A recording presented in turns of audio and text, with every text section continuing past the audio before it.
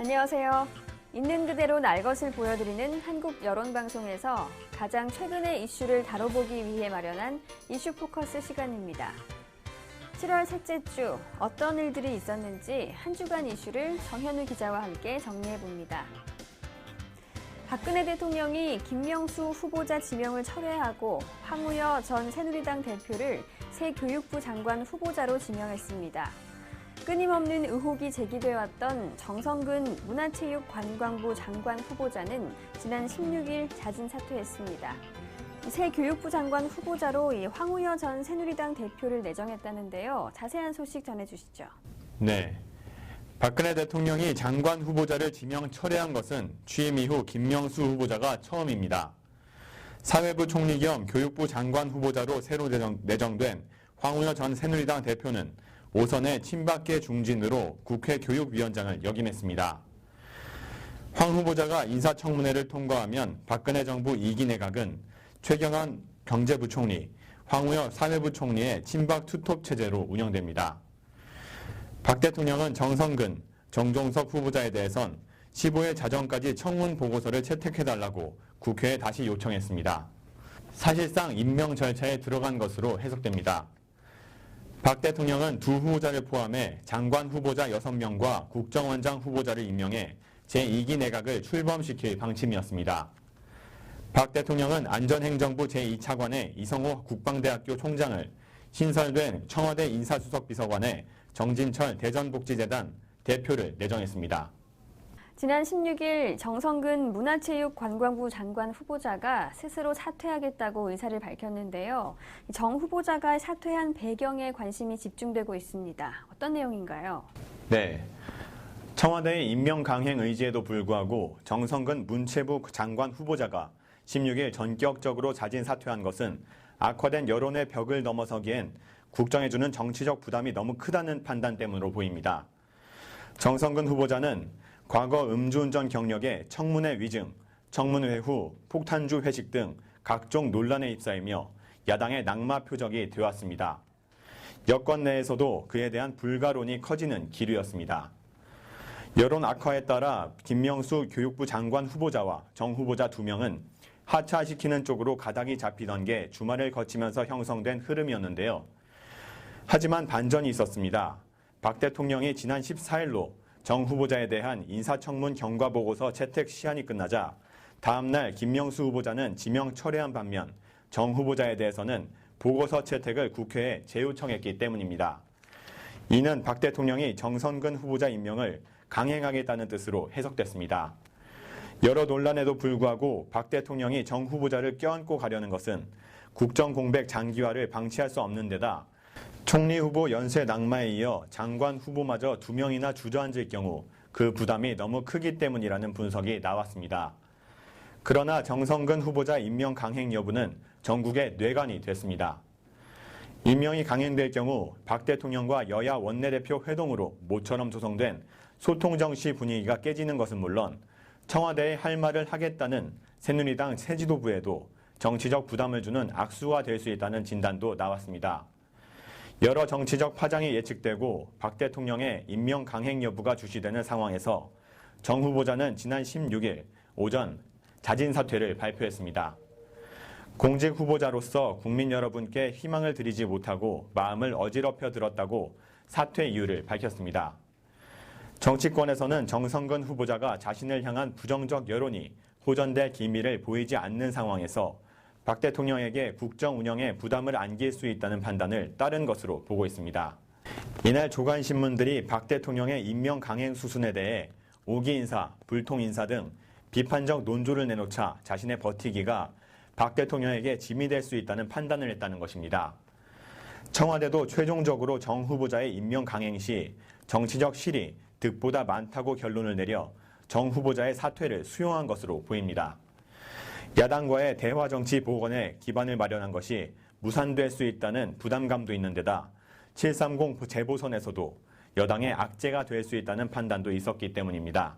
사실상 무승부로 끝난 6.4 지방선거에 이어 이번 재보선이 박근혜 정부에 대한 중간평가 성격을 띠고 있어 여당 의원들 사이에서는 박 대통령의 임명 강행이 야기할 여론의 악화 가능성을 크게 걱정해 왔습니다. 새누리당 측은 여러 경로로 청와대에 정 후보자에 대한 부정적 여론을 전달해 왔습니다. 일각에서 야당이 추가 폭로에 나설 것이라는 소문이 던 것도 정 후보자가 스스로 물러난 한 이유로 거론됩니다. 야당 측은 전날 새누리당 교문위원에게 여자 문제에 대한 의혹을 전하면서 빨리 사퇴시키라고 최후 통첩성 경고를 한 것으로 알려졌습니다. 새정치연합 한 관계자는 한 의원실에 정성근 후보자의 10여 년 전 여자 문제에 대한 제보가 접수됐으며 해당 의원실이 해당 여성 어머니의 증언이 담긴 녹취록을 확보하고 있는 것으로 알고 있다고 전했습니다. 이와 함께 정성근 후보자의 이날 자진 사퇴로 박 대통령으로서는 총리 후보 연쇄 낙마에 이어 장관 후보자까지 2명이나 주저앉게 되면서 인사 실패 비판에 재직면할 것으로 보입니다. 특히 청와대 인사위원장을 겸하고 있는 김기춘 청와대 비서실장에 대한 야당의 공세가 예상되는데요. 소관 상임위인 국회 교문위 야당 간사인 김태년 의원은 사필 규정이다.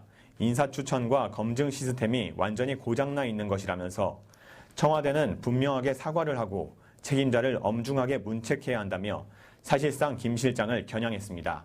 정종섭, 정성근 두 후보자를 장관에 임명하면 국민을 모욕하는 거라고 규정하면서 야당이 강력하게 반발했다고 합니다. 새누리당은 어떤 분위기였나요?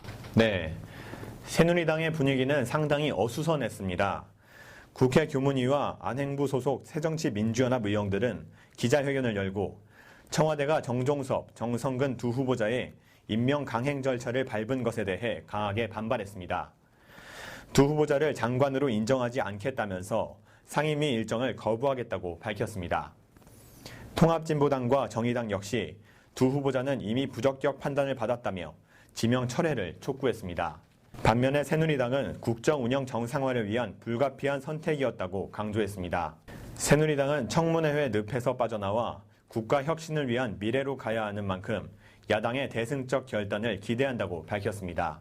다만 새누리당 새 지도부는 청와대 초청 오찬 자리에서 인사 관련 설명은 듣지 못했다고 참석자는 전했습니다. 지난주 박 대통령과 여야 원내 지도부 회동 이후 해빙 기류를 보이던 전국에 다시 긴장이 고조되고 있다고 합니다. 이른바 통일 대박론을 구체화할 통일준비위원회가 출범했습니다. 위원장인 대통령 아래 부위원장은 정종욱 전 주중대사가 맡기로 했고 당 정책위 의장도 위원으로 참여했다고 하는데요. 이 내용 정리해 주시죠. 네, 통일준비위원회에 대해서 정리를 해봤습니다. 박근혜 대통령이 위원장을 맡은 통일준비위원회는 50명으로 구성됐습니다. 민간 부위원장인 정종욱 전 주중대사가 정부 측 부위원장인 류길재 통일부 장관이 임명됐습니다. 정종욱 부위원장은 서울대 교수와 청와대 외교안보수석, 주중대사를 역임했습니다. 위원회에는 민간위원 30명과 의원 2명, 정보위원 11명, 국책연구기관장 6명도 참여합니다. 여당의 주호영 정책위 의장과 함께 새정치민주연합 우윤근 정책위 의장이 참여한 점도 눈길을 끕니다. 통일준비위는 10명 규모의 언론, 통일교육, 시민자문단도 운영하기로 했습니다. 통일준비위는 통일 한반도의 청사진과 통일 준비에 필요한 과제들을 연구하게 됩니다. 박근혜 대통령이 직접 주재하는 통일준비위원회는 첫 회의는 다음 달 초에 열립니다. 정부가 대북 민간단체 사업에 대한 지원을 4년 만에 재개하기로 했습니다. 보건의료, 농업, 축산 세 분야에 30억 원 규모가 될 전망인데요. 이 지원은 천안함 폭침 이후에 중단됐던 거죠? 네, 이것은 남북 관계를 개선하기 위한 의미 있는 변화로 보여지는데요. 정부가 대북 지원 민간단체에 남북협력기금을 지원하겠다고 밝힌 분야는 보건의료와 농업, 축산, 3개 분야입니다. 박근혜 대통령의 드레스덴 구상에서 남북협력 대상으로 제시된 분야로 분야당 10억 원씩 30억 원을 지원할 방침입니다. 정부가 대북 지원 단체들에게 남북협력기금을 지원하는 것은 2010년 5월 이후 4년 만입니다. 천안함 폭침을 계기로 남북경제협력과 대북 지원을 중단한 5.24 대북제재 조치 이후 처음입니다. 하지만 정부의 이번 결정을 북한이 수용할지 불투명한 상황인데요. 북한은 박 대통령의 드레스덴 구상을 흡수 통일 논리라며 거부하고 있습니다. 네, 이번에는 세월호 소식입니다. 희생자 가족들이 세월호 특별법 제정을 촉구하는 서명지 350만 장을 국회에 전달했습니다. 특별법은 성형 없는 철저한 진상조사로 책임자를 처벌하고 다시는 4.16 참사 같은 그런 비극이 일어나지 않는 안전한 나라를 만들기 위한 그런 법입니다. 어떤 분들은 대학 특례나 의사상자 그리고 거금의 보상 규정이 들어간 특별법에 반대한다고 합니다. 거짓말 하지 마시고요. 그건 아니고요. 특별법안에 그런 내용은 없습니다. 그런 말씀하시는 분들은 4.16 참사 희생자들을 2번 죽이고 국민의 생명에 포기하라는 그런 주장을 멈추십시오. 국회에 들어온 지 이틀째 정상적인 사람이라면 제정신일 수 없는 상황들이 계속 벌어지고 있습니다. 피해자들과 350만 명의 국민이 입법 청원한 법안의 내용을 잘 아는 사람이 함께 특별 법안을 논의하자고 하니까 어떤 당에서는 부담스럽다 합니다.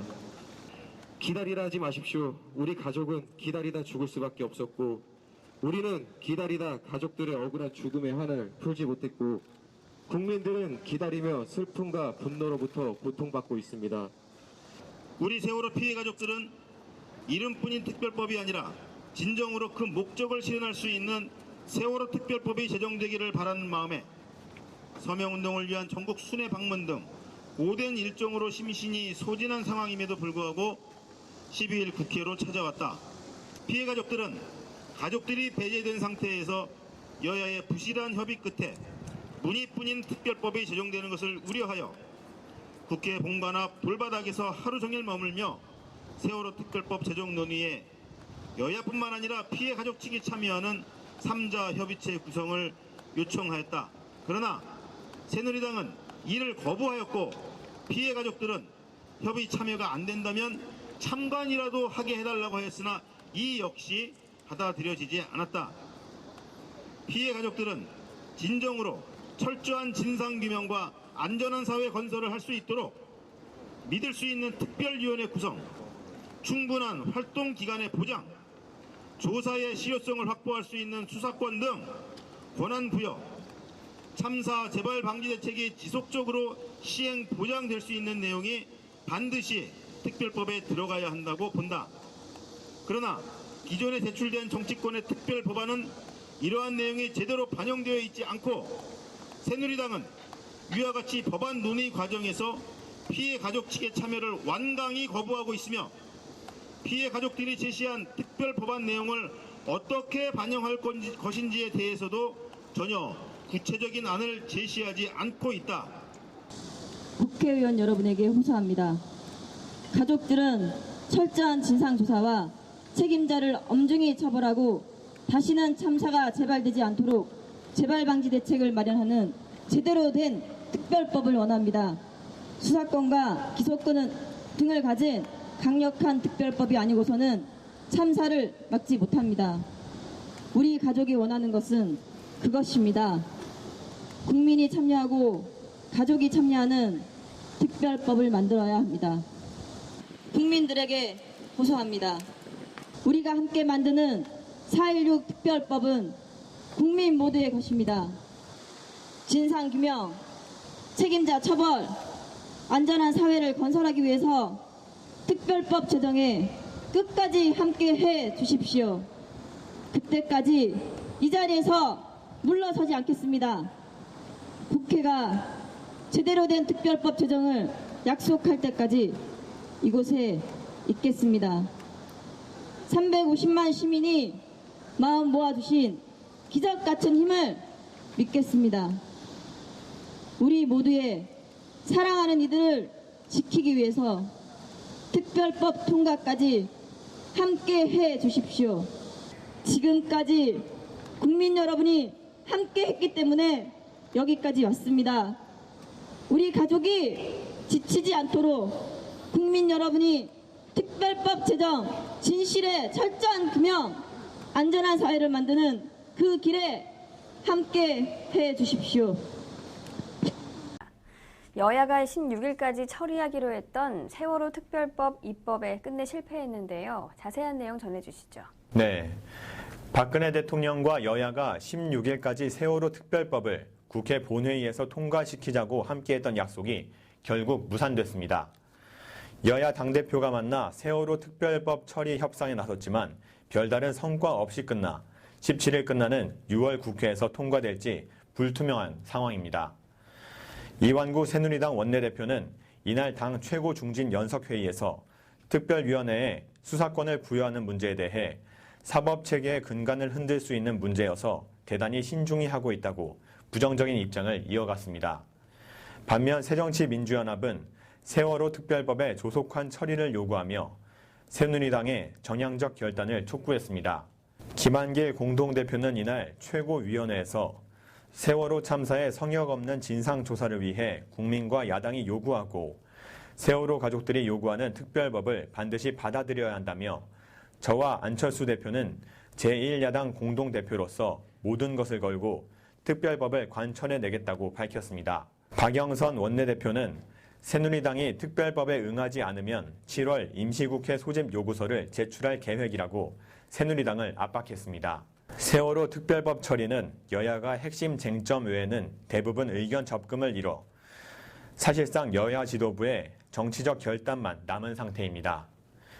이에 지난 14일부터 단식 농성 중인 15명의 세월호 가족 대표들은 안철수, 김한길 공동대표 등 새정치연합 지도부와 만나 오늘이라도 새누리당 김무성 대표를 만나달라, 그런 걸 대변하는 데가 야당이고 국회 아니냐, 대변자 역할을 해달라고 호소했습니다. 간담회가 끝난 뒤 김한길 새정치연합 대표가 김무성 새누리당 대표에게 오늘 중으로 세월호 특별법 문제를 매듭지어야 한다고 전화로 제안해 여야 대표와 지도부 간의 회동이 성사됐습니다. 김무성 새누리당 대표, 이완구 원내대표와 안철수 새정치연합 공동대표, 박영선 원내대표가 이날 오후 1시간 30분 동안 만났지만 결국 이견을 좁히지는 못했습니다. 여야는 이에 따라 18일부터 임시국회를 다시 소집하거나 세월호 특별법 처리를 위한 하루 국회를 열어 처리하는 방안을 검토 중인 것으로 알려졌습니다. 한편 세월호 희생자 가족들은 보도자료를 통해 한간에서 떠도는 대학 입학 특례, 의사자 지정은 저희 가족들이 원하지도 않고 실제로 가족들이 낸 법안에는 포함되지 않았다고 호소했습니다. 세월호 사고가 발생한 지 벌써 3개월이 지났습니다. 지금도 여전히 실종자 수색은 계속되고 있는데요. 기존 방식으로는 더 이상 성과를 내기가 어려울 것 같아서 새로운 방식도 시도하기로 했다는데 자세한 이야기 해주시죠. 네, 지난달 24일에 안산 단원고 여학생이 수습된 이후로 실종자 확인은 더 이상 진전되지 않았습니다. 단원고 학생 5명, 교사 2명, 승객 3명과 조리사 1명 등 모두 11명이 아직 돌아오지 못했는데요.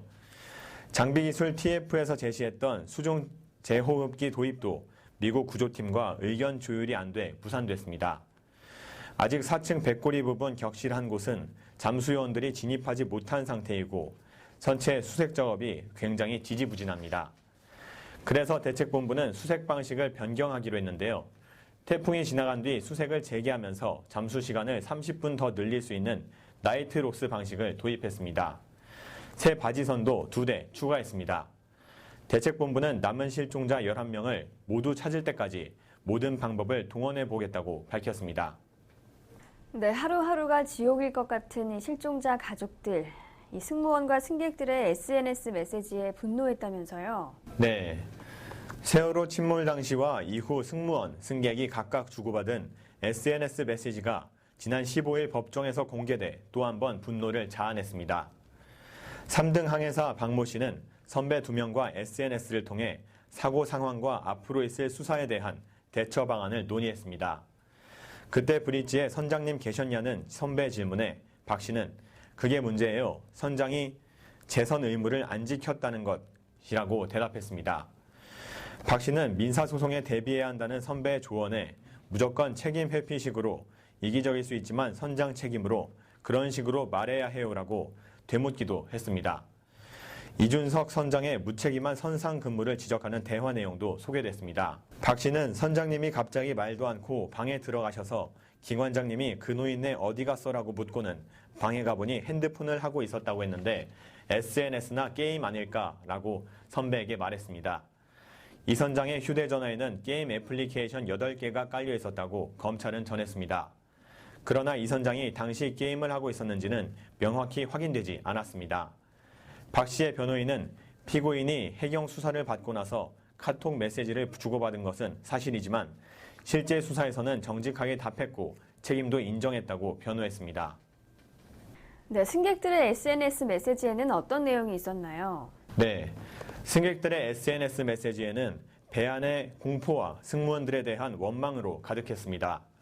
한 학생은 너무 무서워 캐비넷이 떨어져 옆방 애들이 깔렸어 무서워라며 4월 16일 오전 10시 12분에 마지막 메시지를 보냈습니다.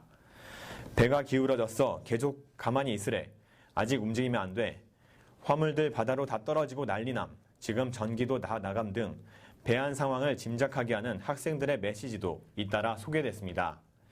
검찰은 구명조끼를 입으라는 조치는 하지 않았다. 사고 나고 20분 정도 지나고 배가 더 기우니까 사람들이 무서워서 알아서 입기 시작했어. 배 안에 선원들이 아무것도 안 했어요. 가만히 있으면 산다고 해서 가만히 있다가 저까지 죽을 뻔했어요 등 승무원을 비난하는 내용을 제시하며 승객에게 침몰 상황조차 알려주지 않은 승무원들의 행태를 비난했습니다. 가까스로 구조된 한 학생의 메시지는 객실에까지 물이 찬 상황을 떠올리게 해 법정은 숙연해졌습니다. 물이 막 들어오는데 움직이지 말고 가만히 있으래요. 물에 떠 있으니 뒤에서 친구들이 밀어주기도 하고 물이 거의 목 밑까지 차서 밑에 있던 애들은 아예 잠겼어 라는 메시지였습니다. 22사단 GOP 총기 사건은 임병장의 계획적 범행이었다고 군 당국이 결론 내렸습니다. 군은 임병장이 일부 동료와 간부들에게 무시당해서 스트레스를 받았다고 진술했다고 밝혔습니다. 자살 시도 직전 쓴 메모에는 자신에게도 잘못이 있지만 그들에게도 잘못이 있다고 적혀 있었다고 전했는데요. 정현우 기자, 어떤 내용인지 설명해 주시죠. 네, 군 당국은 이번 총기 난사 사건이 임병장의 계획적인 범행으로 결론지었습니다. 사건 당시 CCTV 화면을 공개하면서 임병장이 난사하지 않고 10여 발을 단발로 사격했고 일부는 조준 사격도 했다고 설명했습니다. 범행 동기에 대해 임병장은 일부 간부와 동료 병사들로부터 무시당해 스트레스를 받아왔다고 진술했다고 밝혔습니다. 사건 당일 순찰 일지에 자신을 희화화한 그림이 그려진 것을 보고 범행을 결심했다고 했습니다. 체포 직전에 메모도 남겼다고 하는데요. 어떤 내용이었나요? 네, 체포 직전에 쓴 메모를 보면 누구라도 나와 같은 상황이었다면 사는 게 죽는 것만큼 고통스러울 것이다. 나에게도 잘못이 있지만 그들에게도 잘못이 있다고 적혀 있었다고 합니다. 검거 작전이 총체적 부실이었다고 하는데 검거 과정에서 무슨 일이 있었나요? 네, 검거 작전 과정에서 수색팀이 임병장을 6번이나 마주치고도 붙잡지 못한 데다가 수색팀 간에 3차례 오인 사격까지 발생했다고 합니다. 피살된 강서구 재력가 송모 씨의 금품 공여 목록에 이름이 오른 현직 검사가 2차례가 아닌 10여 차례나 금품을 받은 정황이 확인됐습니다. 금액도 검찰이 밝힌 300만 원이 아니라 1,780만 원이었습니다. 검찰은 뒤늦게 해명에 나섰지만 제 식구 감싸기라는 비판이 일고 있는데요. 자세한 내용 전해주시죠. 네, 전형적인 제 식구 감싸기로 보였는데요. 지난 15일 검찰이 숨진 송 씨가 남긴 장부 원본을 공개했습니다. 지금까지 발표했던 내용과는 달리 현직 검사 이름이 10차례 적혀 있었습니다. 액수도 300만 원이 아닌 1,780만 원이었는데요. 검찰이 사건을 넘겨받은 지 12일 만입니다.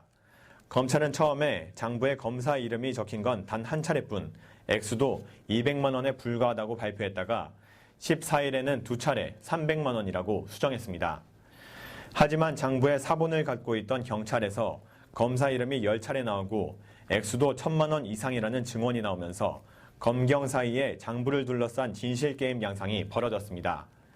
제 식구 감싸기 의혹이 불거지자 검찰은 브리핑을 통해 현직 검사 부분에서 착오가 있었다고 해명했습니다. 경찰에 장부 원본을 냈다가 돌려받은 뒤 다시 검찰에 제출했는데 그 전에 검사 이름 일부를 수정액으로 지웠기 때문에 생긴 일이라는 겁니다. 검찰은 수정액으로 지워진 부분을 손전등으로 비춰왔지만 검사의 이름을 확인할 수 없었을 뿐 검사의 금품 수수 의혹을 축소하거나 감출 의도는 없었다고 강조했습니다. 검찰은 해당 검사를 직무에서 배제하고 금품 수수 의혹에 대해서는 대검감찰본부가 직접 수사하도록 하겠다고 밝혔습니다. 이런 가운데 김 의원의 부탁을 받고 살인을 저지른 것으로 알려진 팽모 씨가 중국으로 도피한 자신에게 김 의원이 성형수술을 받으라고 강요했다고 주장했습니다. 이 말이 사실이라면 김 의원이 살인 지시를 한 것으로 볼 수 있는 정황인 셈인데요. 살인교사 혐의를 부인하고 있는 김 의원 측과의 치열한 법정 공방도 예상이 되는데 이어서 자세한 내용 전해주시죠. 네, 서울 강서구 재력가 송모 씨를 살해한 혐의를 받고 있는 팽모 씨 측이 김영식 서울시 의원이 범행을 감추려고 자신에게 성형수술까지 권유했다고 주장했습니다. 팽 씨 측 변호인은 15일 검찰에 제출한 의견서를 통해 범행 후 중국으로 도피했을 당시 김 의원이 자살하라고 팽 씨에게 요구했고 이를 실행에 옮기지 못하자 성형수술을 알아보고 신분증 위조도 알아보라고 지시했다고 주장했습니다. 또 팽 씨가 김 의원에게 자수하면 안 되느냐고 여러 차례 전화로 물었지만 김 의원은 혼자 범행을 한 것처럼 알리바이를 만들어 놓고 죽으라고 했다고 밝혔습니다. 팽 씨 측은 모든 혐의를 인정하고 있고 재판 과정에서 진술도 바꾸지 않을 것이라는 이유를 들며 국민참여재판은 원치 않는다는 뜻도 밝혔습니다. 경찰의 함정 수사를 주장하며 줄곧 살인교사 혐의를 부인하고 있는 김 의원 측과 앞으로 치열한 법정 공방이 벌어질 것으로 보입니다. 올해 상반기 마약 밀수량이 지난해보다 2배 가까이 증가했습니다. 사탕으로 위장하거나 호두를 쪼개 속을 마약으로 채우는 것을 비롯해 수법도 갈수록 교묘해지고 있습니다. 마약 청정 지역이라 불리던 한국인데 최근 마약을 몰래 들여오다 걸리는 사례가 급증하고 있다면서요? 네, 올해 상반기 마약류 적발 건수가 급증했습니다. 특히 일반인들에게 인터넷 광고 등의 채널을 통해 신종 마약을 구입하도록 유도하는 방법도 적발됐습니다. 관세청은 올해 상반기 마약류 밀수단속 동향에서 153건과 51.8kg의 마약류를 적발했다고 15일 밝혔습니다. 이는 시가 1,195억 원에 해당하는 것으로 전년 동기 대비 각각 건수 20%, 중량 61%, 금액 84%가 증가했습니다. 종류별로 보면 필로폰이 40.4kg, 합성 대마 등 신종 마약이 9.2kg, 대마가 1.8kg 순으로 조사됐으며 특히 필로폰의 경우 최근 10년 중 최대 적발량을 보였고 이는 국민 134만 명이 동시에 투약할 수 있는 분량에 해당됩니다. 관세청은 필로폰의 압수량이 늘어난 원인으로 국제범죄조직에서 중국 및 멕시코로부터의 대형 밀수가 증가했기 때문이라고 분석했습니다. 또한 최근 해외 인터넷 판매 사이트에서 합법을 가장한 광고에 현혹된 일반인들이 신종 마약을 구입하는 사례가 증가한 것도 원인으로 꼽았으며 국제 우편을 이용한 소량 마약 밀수도 증가하는 사례가 늘고 있다고 설명했습니다. 이에 따라 관세청은 올 하반기에도 국제범죄조직에 의한 대형 필로폰 밀수와 해외 인터넷을 통한 개인 소비용 신종 마약 밀반입이 지속될 것으로 예상해 마약 밀수 위험도가 높은 공항, 항만세관 등에서 단속을 강화할 방침입니다. 관세청 관계자는 국제 우편물을 이용한 개인 소비용 신종 마약 밀반입 차단을 위한 가용 자원을 총동원하고 국제 우편물을 집중 검색하였다면서 국내외 단속기관과 정보 협력을 강화해 마약 청정국의 위상을 확고히 하는데 최선을 다하겠다고 밝혔습니다. 보건복지부는 시간제 보육반 시범 사업이 오는 28일부터 전국 14개 시도 61개 시군구의 육아종합지원센터와 어린이집 등 71개 기관에서 차례로 시행된다고 밝혔습니다. 이에 따라 시간 선택제 근로자와 같이 단시간 어린이집 이용이 필요한 가구에 큰 도움이 될 것으로 예상됩니다. 한편 복지부는 올해 하반기 시간제 보육 제공 기관을 최대 120개까지 확대해 보육 서비스 접근성을 높이고 내년에는 전국 단위 사업으로 전환하는 등 부모의 다양한 보육 수요에 대응할 수 있는 맞춤형 보육 지원 체계를 구축할 예정입니다. 이 내용에 대해서 정현우 기자가 설명해 주시죠. 네. 수도권 규제 반사이익으로 일자리에서 가장 큰 수혜를 입은 지역은 충청권인 것으로 나타났습니다. 하지만 지역 경제를 발전시키기 위한 정부의 노력에도 불구하고 고임금 직종 등 질 좋은 일자리에 수도권 편중이 더욱 심화되고 있다는 분석이 나왔습니다. 13일 현대경제연구원이 펴낸 보고서에 따르면 고임금 산업의 수도권 분포 비중은 사업체 기준으로 2007년 48.7%에서 2012년 51.3%로 2.6%포인트 늘어났습니다. 보고서를 작성한 연구원 관계자는 이번 보고서는 이명박 정부 5년간을 기준으로 분석했기 때문에 2013년부터 이뤄진 공공기관의 세종시 이전 등의 영향은 반영되지 않았다고 설명했습니다.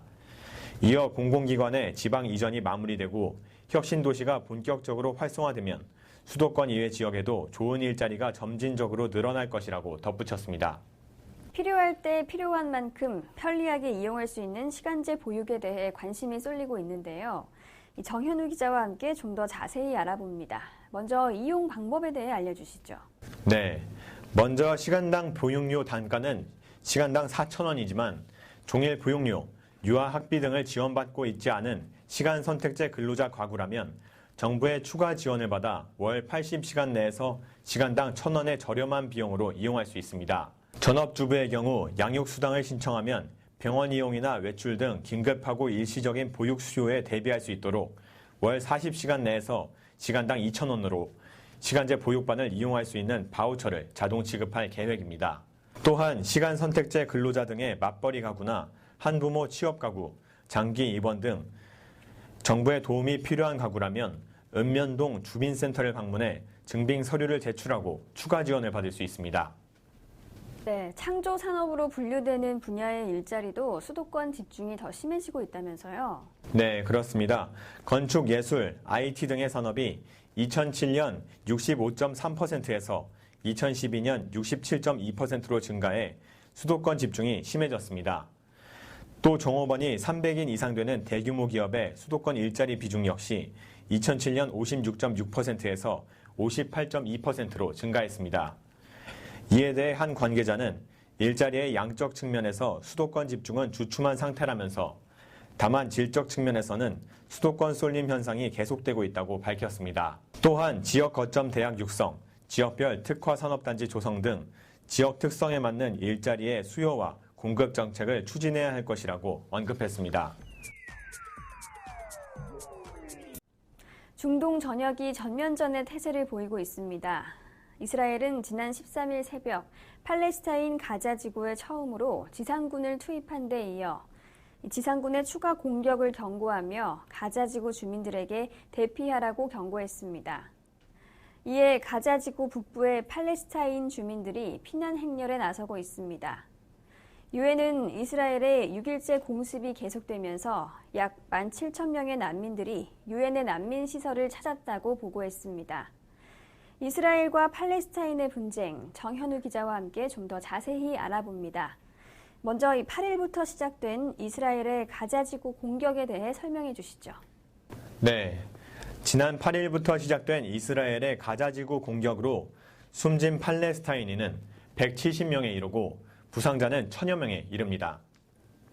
이번 작전은 특수부대원들에 의해 수행됐으며 가자지구에 이스라엘 지상군이 진입한 것은 지난 2005년 이후 9년 만에 처음인데요. 이스라엘군은 민간 시설에 대한 폭격을 계속하는 것과 관련해 모스크가 하마스의 무기 보관소로 쓰이고 있으며 하마스 대원들이 민간인들 속에 숨어들어 가자지구 주민들을 인간 방패로 이용하고 있기 때문이라고 주장했습니다. 이스라엘과 팔레스타인 간의 분쟁이 중동 전역을 극한으로 몰아넣고 있는 것으로 보이는데요. 네, 그렇습니다. 이스라엘이 지금과 같이 하마스 세력을 뿌리 뽑기 위해 가자지구에 대대적인 지상군 공격을 계속할 경우 가자지구는 본격적인 전장이 될 가능성이 높아집니다. 또한 이에 대한 보복적 성격으로 주변의 시리아와 레바논에서도 이스라엘에 대한 포격이 시작됨에 따라 전투가 주변국으로도 확산될 가능성이 있습니다. 이미 시리아와 이라크는 이슬람주의 무장 세력들이 득세하는 내전이 진행되고 있는데요. 이스라엘에 극렬히 반대하는 이 이슬람주의 무장 세력들이 이스라엘 팔레스타인 분쟁에 개입할 가능성이 농후한 상황입니다. 이슬람주의 무장 세력들이 시리아 및 레바논 등지에서 근거지를 확고히 마련한 상태여서 이를 기반으로 이스라엘 공격을 감행할 것으로 보입니다. 이는 팔레스타인 가자지구, 이스라엘, 레바논, 시리아, 이라크로 연결되는 대대적인 분쟁 지역을 만들 우려를 낳고 있는 것입니다. 사실 이스라엘과 팔레스타인의 대립은 가장 오래된 갈등으로 불렸는데요. 이번 사태가 현재의 상황까지 대대적으로 번지게 된 사건이 있었죠. 네. 이번 사태의 발단은 지난달 이스라엘 소년 3명이 납치 살해된 것에서 시작됐습니다. 이스라엘은 팔레스타인 통합정부의 한 축을 이루고 있는 하마스를 배후로 지목했고 이후 팔레스타인 소년이 납치돼 불에 탄 시신으로 발견됐습니다. 이에 분노한 팔레스타인 주민들이 보복 살해를 중단하라며 거리로 나서자 이스라엘은 전면 공습으로 대응했습니다. 이번 공습 대상에는 이슬람 사원인 모스크와 은행, 대학 등 종교 민간시설이 포함됐습니다. 심지어는 장애인 보호시설까지 공격해 거동이 불편한 중증 장애인 2명의 목숨을 앗아가는 만행을 저지르기도 했는데요. 유엔은 이번 공습에 따른 사망자의 무려 77%가 민간인이라고 밝혔습니다. 이렇듯 팔레스타인 가자 지구에서 사실상 민간인 학살을 자행하고 있는 이스라엘에 대해 세계 곳곳에서 이 비난하는 시위가 일어나고 있다고 하죠. 네, 그렇습니다. 외신들은 지난 13일 프랑스와 독일, 오스트레일리아, 인도네시아, 홍콩, 인도 등지에서 반이스라엘 시위가 벌어졌다고 보도했습니다. 프랑스 파리의 시위대 일부는 막대기 등을 들고 유대교 예배당 2곳으로 몰려가 진입을 시도하다 경찰에 저지당하기도 했습니다. 프랑스 북부 릴에서도 2,300명에서 6,000명이 반이스라엘 시위를 벌였는데요. 프랑스는 서유럽에서 무슬림과 유대인이 가장 많은 나라로 꼽힙니다. 그런가 하면 이스라엘군 대변인이 시리아로부터 골란고원의 이스라엘 지역으로 박격포탄 한 발이 날아왔다고 전해오기도 했죠. 네, 그렇습니다. 이에 이스라엘군은 시리아군 진지에 대전차 미사일을 발사했다고 외신이 보도하기도 했습니다. 이 박격포탄이 의도적으로 발사된 것인지 시리아 내전 상황에서 발생한 유탄인지는 확인되지 않았습니다. 한 달 전에도 시리아로부터 대전차 미사일이 날라와 이스라엘 10대 1명이 사망하고 2명이 부상하자 이스라엘 제트기들이 시리아 내 9개 목표를 공습한 바 있습니다. 네, 다음은 브라질 월드컵 관련 소식입니다. 6월 13일부터 한 달 동안 펼쳐졌던 세계인의 축제 2014 브라질 월드컵이 지난 14일에 막을 내렸는데요.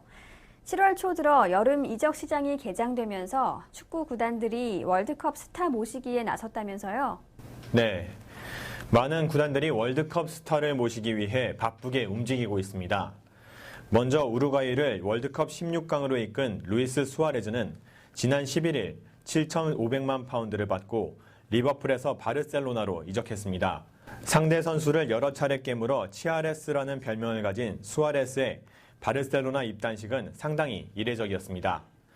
월드컵 조별리그 3차전 이탈리아와의 경기에서 상대 수비수 조르조 키엘리니의 어깨를 깨물어 피파로부터 4개월간 축구 관련 활동 금지 처분을 받았기 때문에 16일 열린 입단식에서는 수아레즈의 유니폼을 입은 마네킹이 자리를 대신했습니다. 칠레를 16강에 올려놓은 공격수 산체스 역시 보금자리를 옮겼습니다.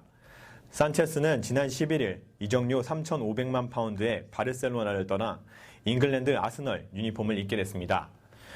스페인의 공격수 디에고 코스타도 실속을 챙겼습니다. 팀은 이번 월드컵에서 예선 탈락의 수모를 겪었지만 아틀레티코 마드리드 소속이었던 코스타는 이적료 3,200만 파운드에 잉글랜드 첼시와 5년 계약을 맺었습니다. 브라질 월드컵에서 6골을 넣으며 득점 왕자리에 오른 콜롬비아의 하메스 로드리게스는 스페인 명문구단 레알 마드리드의 러브콜을 받았습니다. 스페인 스포츠지 아스의 지난 16일 보도에 따르면 마드리드는 로드리게스와 연봉 750만 유로의 구두 계약을 마쳤고 모나코와의 협상만을 남겨놓고 있다고 말했습니다. 모나코는 로드리게스의 몸값을 8천만 유로로 책정해둔 상태입니다. 이는 지난해 5월 모나코가 포르투갈 포르투로부터 로드리게스를 사들인 가격인 4,500만 유로의 2배 가까이 됩니다. 레알 마드리드는 이적료 3,500만 파운드를 들여 브라질 월드컵 챔피언 독일의 미들필더 토니 크로스의 영입에 힘쓰고 있습니다. 토니 크로스는 이번 월드컵에서 2개의 골과 4개의 도움을 기록하며 팀의 우승을 이끌었습니다. 지난 16일 스포츠 매체 ESPN에 따르면 칼하인츠 루메닉의 바이에른 뮌헨 부사장은 팬들과 만난 자리에서 바이에른 뮌헨은 레알 마드리드와 크로스의 이적을 놓고 협상을 진행 중이라고 발표했습니다. 브라질 월드컵에서 눈부신 선방을 보여준 골키퍼들도 이딴 러브콜을 받고 있습니다. 브라질전과 네덜란드 등의 파상 공세를 막아내며 화제를 모은 멕시코 골키퍼 기에르모 오초아는 소속팀에서 자유계약 선수로 풀려 아스널과 리버풀 등 20개 이상의 구단으로부터 호출을 받고 행복한 고민에 빠졌습니다. 코스타리카의 8강행을 이끈 케일러 나바스 역시 주가가 폭등한 상태입니다. 현재 레알 마드리드가 나바스 영입에 적극 나선 상태입니다. 스페인 스포츠 전문지인 마르카는 16일 케일러 나바스 마드리드 행이라는 제목의 기사에서 아직 공식 발표만 없을 뿐 나바스는 레알 마드리드의 새 선수라고 보도했습니다. 이 신문은 레알 마드리드와 나바스가 이적료 1,000만 유로에 지난주 이적 합의를 마쳤다고 덧붙였습니다. 나바스는 코스타리카를 월드컵 사상 첫 8강에 올려놓은 주역입니다. 코스타리카가 치른 5경기에서 3차례나 맨 오브 더 매치에 뽑혔다는 사실이 이를 증명하는데요. 8강에서 코스타리카가 승부 차이 끝에 네덜란드에 지긴 했지만 나바스는 120분간 네덜란드 화력을 무실점으로 막아내는 선방쇼를 펼쳐 굵은 인상을 남겼습니다. 월드컵 막바지에는 최고의 골키퍼들에게 주는 골든글러브 최종 후보로도 올랐습니다. 월드컵 후 바이에른 뮌헨, 아틀레티코 마드리드 등이 나바스에게 눈독을 들인다는 관측이 이어지던 가운데 나바스를 잡은 주인공은 레알 마드리드가 되는 모양새입니다.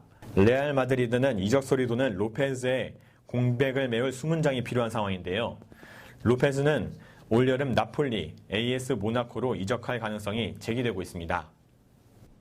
네, 선수들의 입장에서는 스타가 되기 위해 그동안 노력한 보상을 받고 있다고 생각해도 될 것 같습니다. 선수들의 선행 소식도 전해지는데요. 우승팀 독일에 속해 있는 메수트 웨질 선수가 경기장 밖에서도 특급 도우미로 활약하고 있다고 합니다. 어떤 내용인가요? 네, 축구계에서 최고의 도움왕으로 불리는 메수트 웨질이 경기장 밖에서도 특급 도우미로 활약하고 있습니다. 독일 대표팀과 함께 2014 브라질 월드컵 우승을 이룬 웨질의 월드컵은 기부로 시작해 기부로 끝이 났는데요. 세계적인 축구 미디어 ESPN은 웨질이 월드컵 우승을 기념해 총 23명의 브라질 어린이 환자의 수술비를 기부했다고 보도했습니다. 웨질은 대회 개막 전에 축구 경기에 나설 수 있는 선수를 의미하는 11명의 브라질 어린이 환자의 수술비를 전액 지원하는 기부 활동으로 월드컵 일정을 시작했습니다. 그리고 우승이 확정되자 월드컵 참가 최종 엔트리인 23명으로 숫자를 늘려 또 한 번 기부를 결정했습니다. 웨질은 자신의 공식 페이스북을 통해 대회 전에 11명의 아이들의 수술비를 후원했다. 대회를 우승으로 마치고 보니 11명이 아니라 23명의 전 팀원의 힘이 컸다는 생각이 들어 숫자를 늘려 기부하기로 했다고 밝혔습니다. 웨질은 월드컵 우승으로 30만 유로의 보너스를 독일 축구협회 측으로부터 받았습니다. 이 돈 전액이 기부에 쓰일 것으로 알려졌는데요. 한편 가자지구에서 희생당한 어린이들에게 대한 기부에 대해서는 그것은 사실이 아니다. 기부하지 않았다. 앞으로 기부할 수도 있다고 밝혔습니다. 네, 이렇게 훈훈한 소식이 있는 반면 우승팀 독일이 월드컵 우승기념 축하 행사에서 인종차별적인 행동을 했다는 소식이 있는데요. 자세한 내용 전해주시죠. 네, 독일 대표팀이 아르헨티나를 비하하자 독일 언론들이 독일 선수들을 비판하고 나섰습니다. 독일 언론 수피겔은 지난 16일 술 취한 독일 대표팀이 아르헨티나를 조롱했다라는 제목의 기사를 통해 이를 자세하게 다뤘습니다.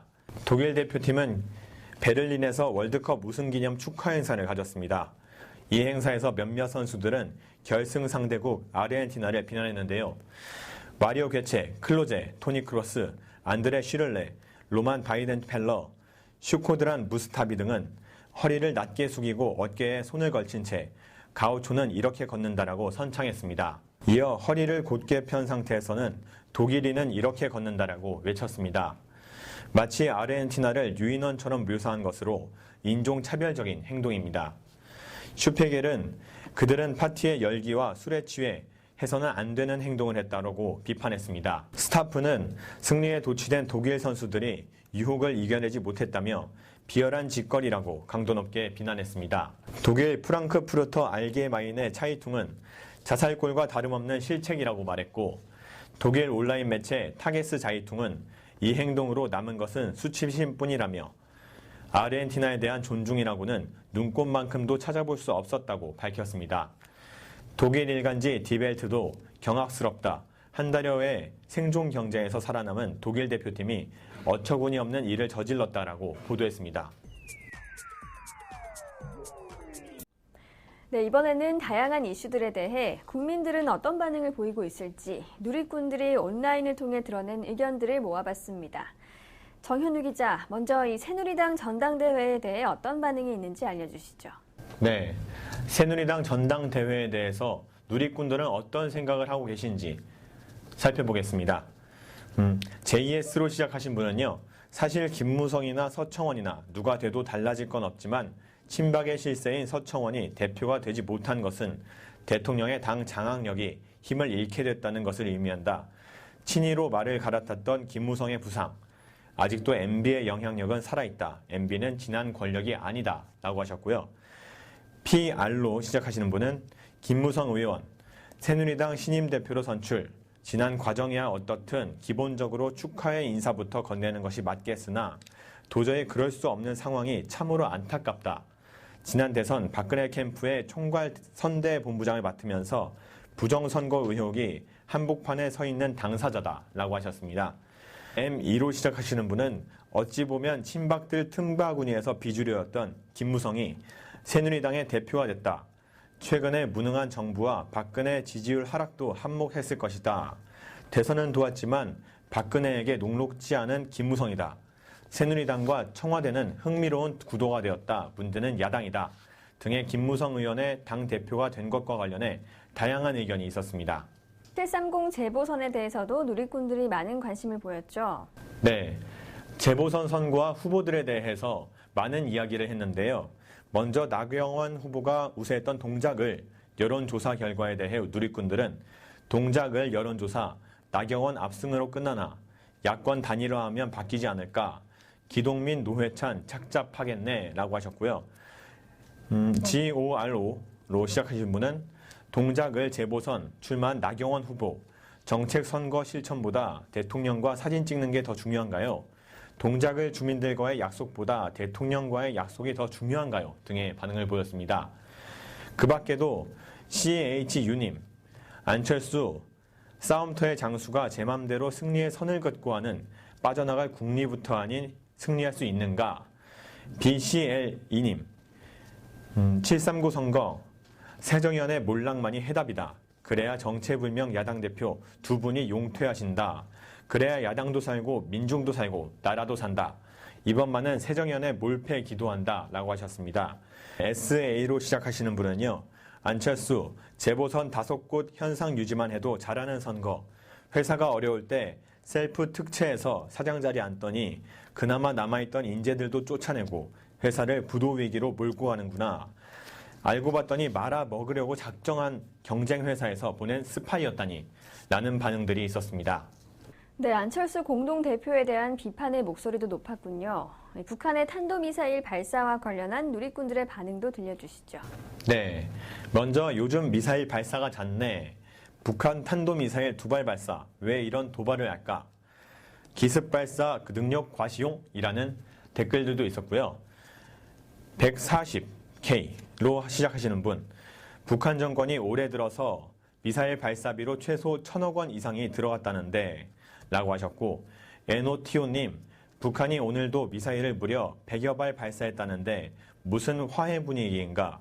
원래는 곧 전쟁이 일어나도 이상할 게 없는 분위기가 되어야 하는데 북한이 맨날 저렇게 무력 시위하니까 익숙해져서 감이 무뎌진 건지 라고 하셨습니다. RL로 시작하시는 분은요.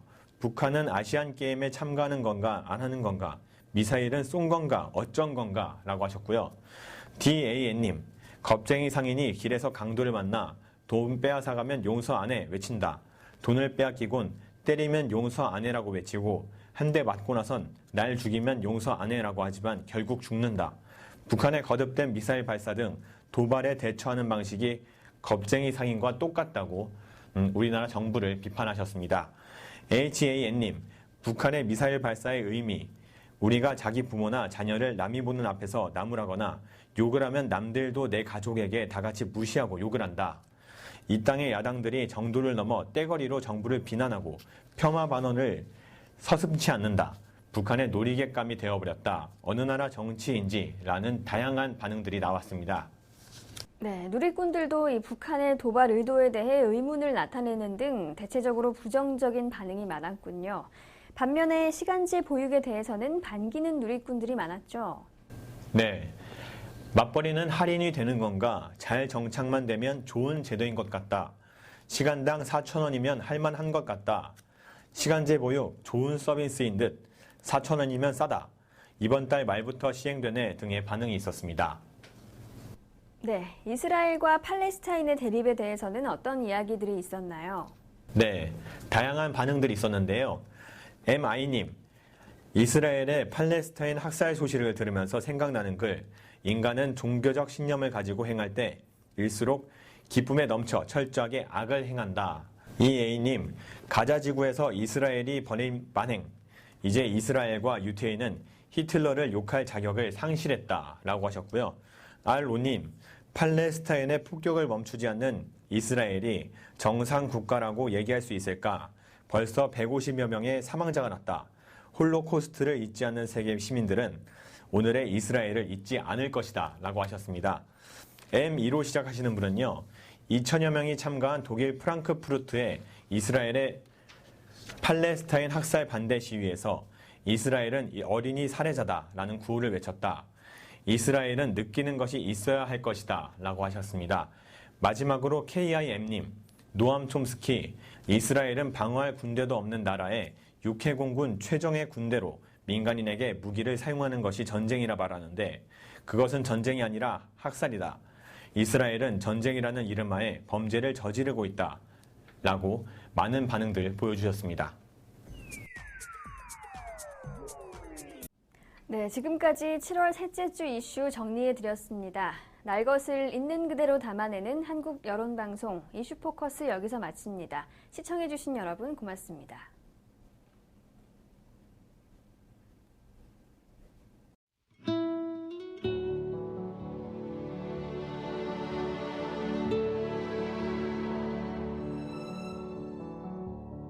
어디쯤 와 있는 걸까?